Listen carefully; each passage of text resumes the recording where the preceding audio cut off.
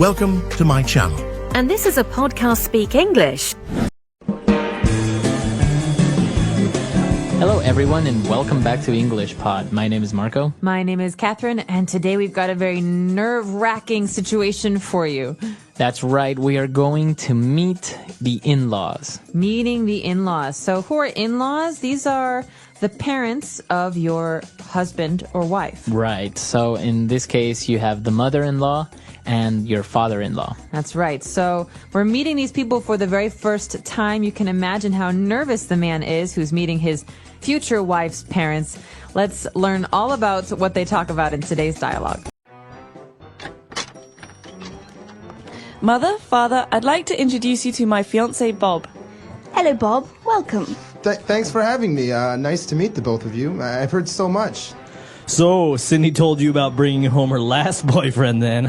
Ha! That idiot. Shh, Thurston, you're going to scare the poor boy. Come in and have a drink. Dinner will be on in just a bit. What'll we be having? Whiskey, bourbon? Pick your poison.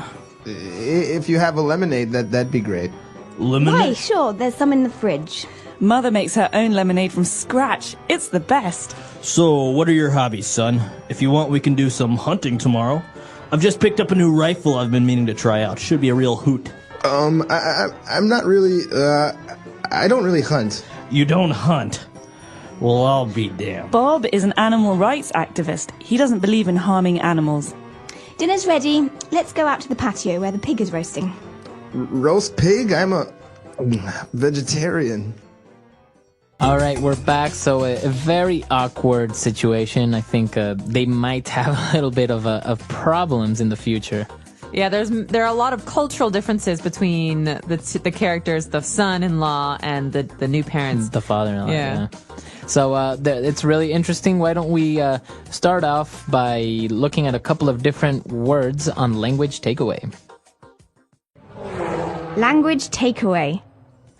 So first of all, we have the two characters, Cindy and Bob, who are getting married. So we call Bob Cindy's fiancé. Right. So my fiance, and it comes from French, and it means to the person that you're going to get married to. That's right, the person you've decided to get married to. So we say fiancé.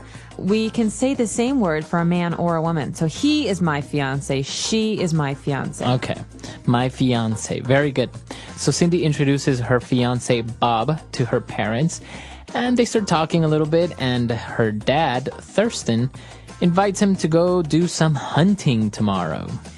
That's right. So hunting is a sport in America and lots of places in the world where you shoot animals. Okay, so you go in the woods, you wear brown and green colors, and you shoot animals to take them home and skin them and eat them, or to keep them as trophies. All right, so you go hunting, and, well, the way that you shoot these animals is you need to have a rifle. A rifle. So you could also call it a hunting rifle in this case. A rifle is a gun, but it's a very long gun. Right. So it's not a little gun that you just hold in your hand. It's very long. It'll be maybe like half a meter long. That's right. And so oftentimes people, when they're hunting, they lie on the ground and they wait for the animals to pass, and they hide themselves, and then they shoot from a long distance. Right. So he's talking about hunting. He's got a new rifle, and he says, yeah, we should definitely go. It should be a real hoot. Should be a real hoot. This is a very fun spoken English phrase. It's said more by older people than by younger people. So this is why the father says it in the dialogue. A hoot should be a real good time, real fun. A hoot. So how can you use this like, oh, the party last night was a real hoot? Yep. You can say that. You could say, or she's a real hoot. She's really funny. Okay. She's really enjoyable. This is a little bit more like spoken and used by maybe older people, right? Yeah, my mother would say this. I wouldn't say this. So, oh my goodness, it was a real hoot. Yeah. All right. So he's talking about hunting, how much fun they would have, and unfortunately, Bob is an animal rights activist. What does this mean? So an animal rights activist is someone who is very concerned with protecting the rights of animals. So, for example, if I'm an animal rights activist, maybe I will protest people who wear fur. Or perhaps I will also try and secure land for a natural wildlife preserve so that animals can live in the wild. There's not houses or cars. So animal rights activists are people who try to make sure that animals are protected from human beings. Okay, very good. And this is what Bob is. So obviously Bob is not really into hunting, right? I'm guessing no. These are two opposites. You have people who like to kill animals and people who want to protect the lives of animals. Right. Okay, well, and to finish off our language takeaway, dinner is ready, so let's go out to the patio. Okay, a patio is a space outside the house, usually in the back, that's paved. So there's like cement or bricks or some kind of tile. And that's where you have a table and chairs or some place to sit and rest. This is where you have a grill. So it's an outdoor area, but it's not grass. Okay, so it's not your backyard. Oh, it could be in your backyard. The patio could be in the backyard. That's right, but the ground in the patio is not grass. It's some kind of material like cement or brick. Or wood. Okay, very good. So great words there. Why don't we listen to the dialogue again? And we'll be back in a bit with Fluency Builder. Fluency Builder. All right, we're back. So we have 3 great phrases here on Fluency Builder. Why don't we start off with the first one? So the first one, we have to go back to the very beginning of this dialogue and think about these people who are introducing each other for the very first time. Cindy says, I want to introduce you to my fiance, Bob. Bob says to Cindy's parents, I've heard so much. I've heard so much. Okay, so this phrase, you can usually use it when you meet somebody for the first time. I've heard so much about you. That's right. So the longer version is I've heard so much about you. Basically, you're saying, listen, Cindy talks about you a lot. I've heard really nice things. Sometimes people like to joke. You say, I've heard so much about you. They say, I hope only good things. Yeah, or I hope not too much. I hope not too much. So this is a very polite way to respond when someone introduces themselves. Okay. I've heard so much about you. It's a pleasure to finally meet you. Exactly. Okay. So they started talking, and actually Thurston offers him a drink. He says, well, what do you want? Whiskey, bourbon, pick your poison. All right. This is one of my very favorite phrases in English. The father-in-law wants to give the new son-in-law a drink, and there are many different options. So pick your poison means pick your drink. You might hear this at a bar. What do you want to drink? Well, pick your poison. Right. You could have whiskey, rum. So usually we're just talking about alcoholic drinks. Okay, so you wouldn't really use this for juices or water or something like that. Nah. Okay. This is for alcohol. Okay, so if you say pick your poison, that's for alcohol, right? Or maybe you can ask somebody what they're drinking. You would say, what's your poison? Yeah, what's your poison? Okay. So poison in this case is a slang term for alcohol. Very good.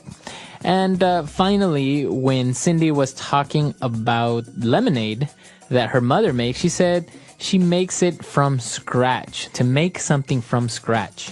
You could say, my mother makes chocolate chip cookies from scratch. This means to not to buy something in the store, but to make it all yourself from nothing.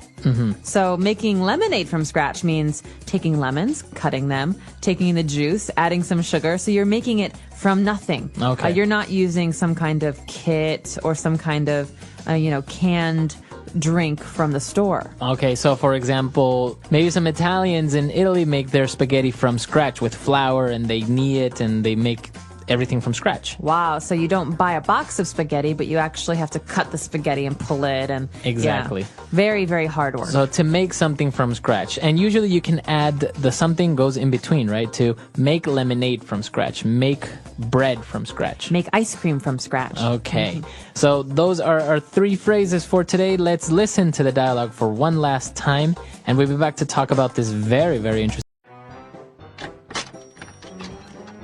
Mother, Father, I'd like to introduce you to my fiance, Bob. Hello, Bob. Welcome. Thanks for having me. Nice to meet the both of you. I've heard so much. So, Cindy told you about bringing home her last boyfriend then. Ha, that idiot. Thurston, you're going to scare the poor boy. Come in and have a drink. Dinner will be on in just a bit. What'll you be having? Whiskey, bourbon, pick your poison. If you have a lemonade, that'd be great. Lemonade? Why, sure, there's some in the fridge. Mother makes her own lemonade from scratch. It's the best. So, what are your hobbies, son? If you want, we can do some hunting tomorrow. I've just picked up a new rifle I've been meaning to try out. Should be a real hoot. I'm not really, I don't really hunt. You don't hunt? Well, I'll be damned. Bob is an animal rights activist. He doesn't believe in harming animals. Dinner's ready. Let's go out to the patio where the pig is roasting. Roast pig? I'm a vegetarian. This is a very scary topic for a lot of people. I think they get very nervous introducing themselves because, in this case, Bob is going to be marrying Cindy. So these are going to be his in-laws forever. Yeah, and it seems interesting the differences, as you mentioned before, between the father-in-law who's very much into hunting and drinks and likes roast pig, whereas this guy is more of an animal rights activist, doesn't drink. He's a vegetarian. He doesn't eat meat. So I think it would be very complicated. And I think this happens a lot also with people from different cultures, right? Mm-hmm. Maybe you're Asian and you're marrying an American or something like this. Yeah, that's right. I think it can be very, very difficult. I recently went to a wedding between a Chinese girl and an American guy. And it was amazing to see all these people getting together because the families were so different. But they all got along really well. It was really fun. They were all very supportive. They were just excited for their kids. Yeah, but I think it can be a little bit difficult, right? I mean, being in a family where the culture is so different or the traditions and the customs are strange to you. But it's exciting because then as a family, the young people who are getting married, they can pick the traditions they want and make new traditions. Mm-hmm. So this is a very interesting topic. We want to know maybe if you are married, how did it go when you met your in-laws? Are you very different or did you get along very well? Or how is it in your country? Yeah, please do let us know. Our website is englishpod.com. We hope to see you there. All right, everyone. Bye. Bye.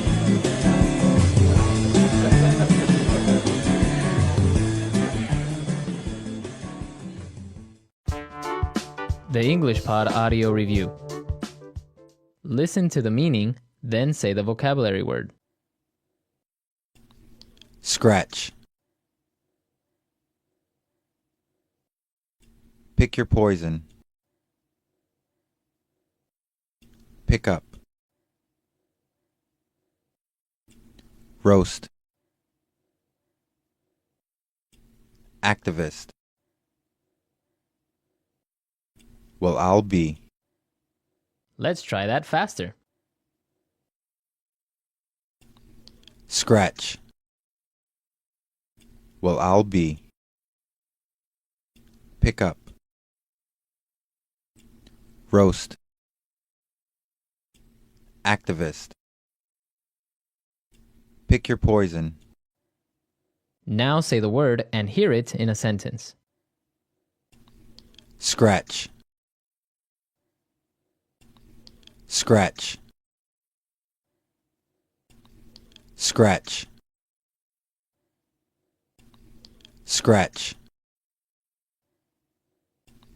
Scratch. Scratch. Pick up. Pick up. Pick up. Well, I'll be. Well, I'll be. Well, I'll be. Activist. Activist. Activist.